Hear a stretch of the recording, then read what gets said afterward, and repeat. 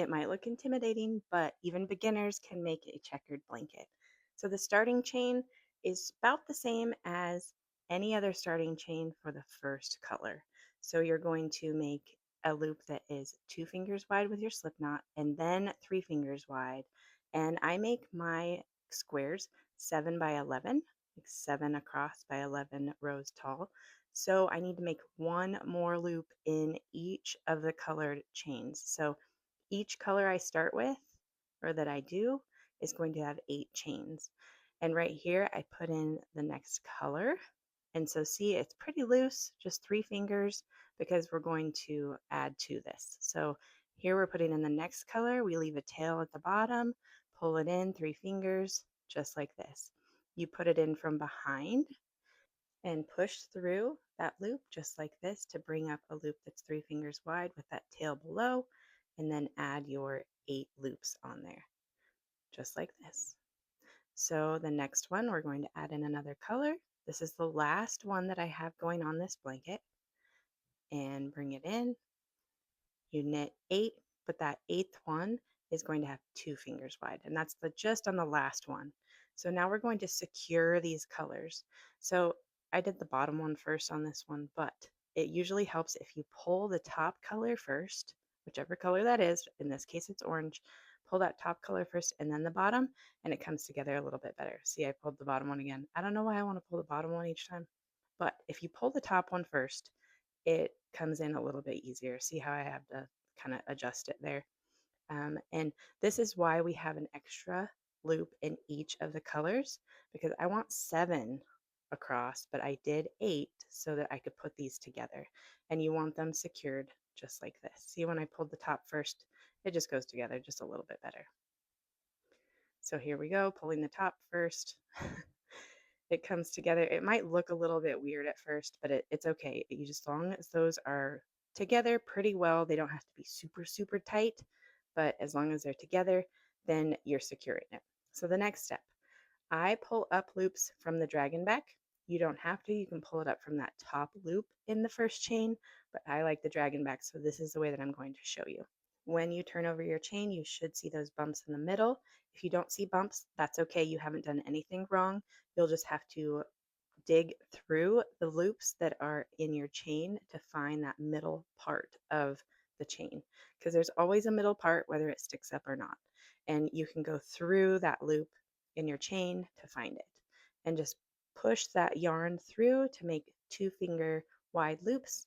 And I'm counting there, I have 6 and I want 7, so I'm finding where the best place to pull up that next loop is, and it looks like it's about right here. The little hump that sticks out is sometimes hidden right there where you join your 2 colors. So that joint is a little tricky. Now right here, I'm moving that tail out of the way so you can really see that I'm going to join these colors. So this new color that we want on the left is going to go under the old color that we just were working with and around. So bring it back to, you go under and around and back to that color. And then we're going to find the dragon bumps on this one. Where's the first one? Just right here, and we're going to push it underneath. Just like this, 2 fingers, and bring it across. And this is exactly how you do the rest of the blanket too, but we're going to show it. It might make the tutorial a little bit longer, but I really do love to show almost each step just so you can see that sometimes we fight with the blankets too, even the ones doing the tutorials. So count your loops, make sure you have enough. And I think I needed one more. And there's the last dragon hump right here. And it's right in the seam, just like this. And it is pretty forgiving if you get one of the loops that is not the dragon hump, honestly. Now the next color, new, under old, and around, just like this. And you want to get it really close together and close to that starting chain so that it can be somewhat tight, yes, but more close so there's no gap. Because if there's gaps, there's going to be more stretching. These blankets stretch out naturally because of the fibers and the way we're putting them together, hand knit. So you want to get them as close as possible to the base of your starting chain so that they're less likely to stretch out and come apart.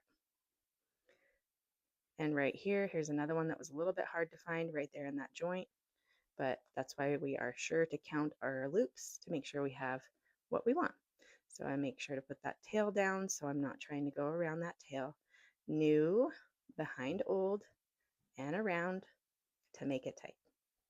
And be sure to be right next to that starting chain. So here's our dragon humps, and just push it right through. And I'm going down with these just because I've turned the chain over. Once we get to the edge, I'm going to turn the chain back over and those loops will face up. So here is the next square. And these edges or these joints are sometimes hard to find where you're supposed to pull it up, but you just try to get right into that middle loop. And if you're at all confused about it, kind of turn it to where you can see the bottom chain. And if it's, just make it look like it is a braided edge instead of going into the edge. So here we go. New behind old and twist around really close to that chain and base, and then bring it into here. I believe this is our last color coming across.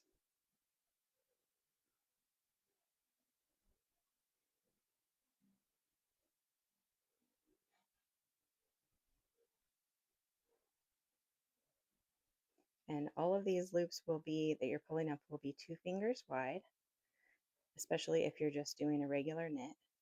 Checkered blankets, you can do other knits, but this is regular standard.